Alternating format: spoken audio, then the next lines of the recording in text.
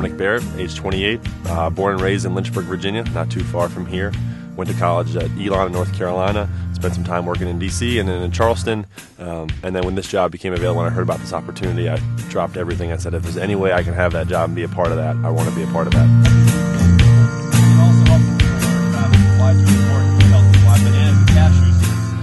And so I've been here since 2010, along with Steve. My name is Stephen Miles. I'm the farm manager at Shalom Farms. I am 36 years old. Well, so Shalom Farms is the core initiative of United Methodist Urban Ministries of Richmond. And right now we're out here at Westview on the James where our farm is. And about 4 or 5 years ago, the camp came to our organization, UMR, and said, how can we use this wonderful rural resource to better serve urban Richmond? And from those conversations, this idea of a food project, of a farm came up. There was a recognition that there's a lot of hunger issues, but particularly around healthy food in our urban areas across America and particularly in Richmond.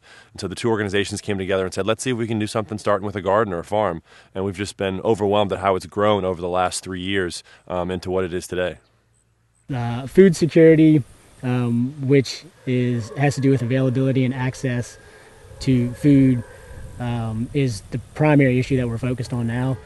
So food deserts is where we're working. USDA has sort of defined areas in the city that are food deserts. And usually when we have kids out to the farm, we usually ask them, like, what do you think of when you think of a desert? And so, people are scarcity of resources, and so it's pretty easy to make the connection with the kinds of areas that we're working with when you think about a desert. And that's what it is. It's a scarcity of resources. People just don't have access to food at all in a lot of situations, but especially healthy, fresh, locally grown, organic produce. And the other term that sort of gets thrown around a lot is food swamps. And so these areas are also being designated as food swamps because there's an excess of foods that aren't very good for you. So we're working with people who are hungry, but we're also working with people who have problems with obesity and hypertension and diabetes. And so we're working to address those issues as well. Well, we see in urban areas all across America, but particularly here in Richmond, large portions of the city where it's just impossible to find healthy food, and where there is that rare healthy fruit or vegetable, it's either highly overpriced or in really poor condition because it's been on the shelf for a week or it's been shipped for thousands and thousands of miles by the time it's gotten there. And so we see these neighborhoods that are both food deserts and food swamps where there's this overabundance of unhealthy, cheap options and really a dearth, a complete absence of the healthy stuff. And so our goal is to find creative ways to get it into those communities, whether it's working now to try to work with corner stores to get it in there, or whether it's putting in an after-school program, putting it in a church food pantry, in a feeding program, in an after-school program. Probably my favorite model that we have is our youth-run farm stands, where kids are learning about growing and selling food right in their own community. And as they're learning about that, they're able to provide that direct access to their family, to their friends, to their community.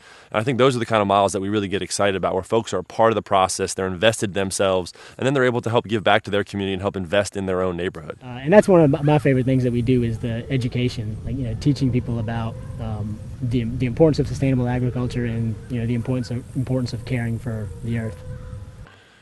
Our goal at its most basic form is to increase access to healthy food in urban Richmond, but we realize it's more than just growing food. We need to be partnering folks to empower communities to get the educational resources and supports in place to make that happen. We can grow all the food in the world, but if folks don't have access to it, if folks don't know how to cook it, if folks aren't familiar with it, if they don't think it tastes good, if we're growing things that people don't want, then we're not doing that much good. So our goal is really twofold: to increase that direct access, grow as much food in a sustainable way as possible, but also make sure we're building relationships and educating and empowering communities. Really, our goal would be to see neighborhoods 5 and 10 years from now have such great demand for produce, for there to have been that access and that education, so that a food line can't resist being in there, or so that a corner store can't resist selling that healthy food, because there are folks in that community who have had that access, who realize it's a right, and they're able to, along with their partners, demand that right and really, in a comprehensive way, increase that access to healthy food.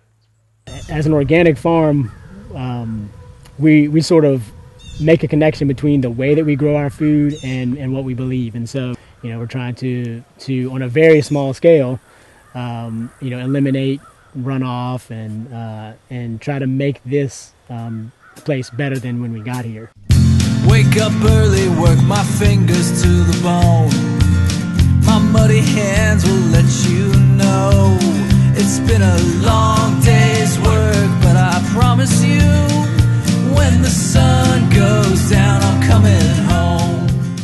only way this farm works is with volunteers. We tell volunteers when they come out here, everything that has to happen on a farm happens with them. So one time they're out here, they might be mulching. The next time they might be weeding, they might be harvesting, they might be composting, or they might be doing that all in the same day. I think some folks think they're just going to come out here and weed or just come out here and harvest. No, they're going to see it all. They're going to be a part of everything that we do on the farm, because with such a small staff and such a small overhead like our organization, we really rely on those volunteers to make it happen. If we have 15 people and they work for 2 or 3 hours, that's 30 hours of work that gets done. And so we always make a point to convey to volunteers when they come out how important they are, and say, that was 30 hours of time that you guys just did, mulching all those broccoli plants, and that's 30 hours of my time or Dominic's time that would be taken up doing this. And so how deeply appreciative we are. It's important to me because I see access to healthy food as a right. I think so much of us don't think of it on that basic level, but I think access to healthy food really is a human right. And we have a responsibility to make sure that right is available for everyone. And just like the right to vote, not everybody takes advantage of that right, but they ought to have that right. They ought to have that access, and then we can begin to work with folks to say, hey, this is a right you should take advantage of if you have that access. But so many people right now don't even have that access to that basic human need, which is healthy food. We're trying to feed people, and we need to feed people. We need to do that in a responsible way, in a sustainable way, in a healthy way. Too often I have to talk out here about how this generation of kids is on pace to live younger lifespans than their parents. And that's really, really scary. And so when I look at my little brother and big brothers, big sisters, and I see the community that he's growing up in, the opportunities ahead for him, I feel a real sort of responsibility to do whatever I can to empower him and his family and his community, and for us to work together. I think that's what's so exciting about this project, is it's so collaborative, and the lines between those who are volunteering and those who are receiving are always blurred, because we're all doing this together, trying to work together to empower those neighborhoods. I believe in the importance of good work. And I wouldn't do this if I didn't love the work that I do. Growing food is one of those things that's so rewarding, because when you plant something, in a couple months, you're harvesting it, or depending on what it is, and so you sort of get to see the fruits of your labor. To me, it's sort of an art form, and it's like a way of expressing myself creatively, and a way to not only do something I love, which is working outside and working with my hands, but it's something that benefits a lot of people at the same time. And people love coming out here. I mean, it's a great environment. I feel like it's always a sort of a learning lab. For me, I'm always learning, patience and frugality, and I'm learning humility. Watch how high we go, with just a little room to grow. The unique opportunity about this program, what makes it so special, but also what makes it such a challenge, is it's so collaborative. We rely so heavily on support from our volunteers, from our supporters, from folks in the communities that we live. And so every dollar that we get can really go straight towards growing more food and educating more people. Every volunteer hour is really making the farm more successful, more viable. And so I think that's our real challenge, is to continue to bring more people to the table, to make sure that no one is left out, and to make sure that this program is sustainable for the long haul. How high we go, with just a little room to grow.